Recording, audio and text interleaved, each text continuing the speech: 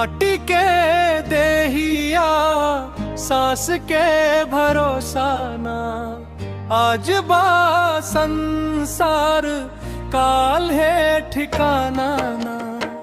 राम नाम के धनवा साथे चली हो, बाकी धन दौलत कवनो काम के ना। महल अटारी सब एही जे रह जाई, खाली करमवा संग संग जाई।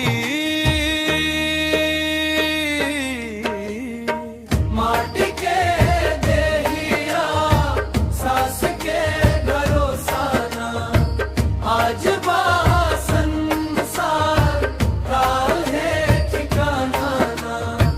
माटी के देहिया सांस के भरोसा ना, आज बा संसार काल है ठिकाना ना।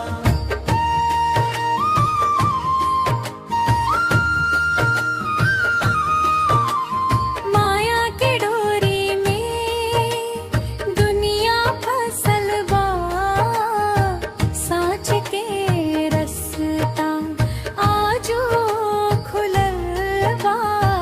माई बाबू के सेवा करला जी, गरीब दुखिया के दुख हरला जी। कबीर के बानी मन में बसाला, राम नाम जपत जपत पार उतरला जी।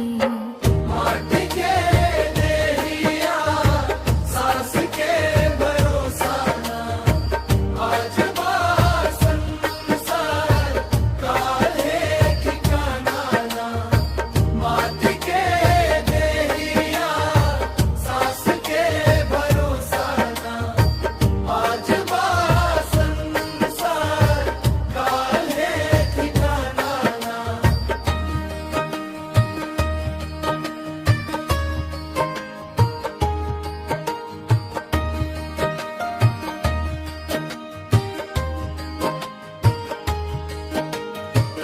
डीके कहे सुन लाए जग के लोग, जीवन बचार दिन के संजोग।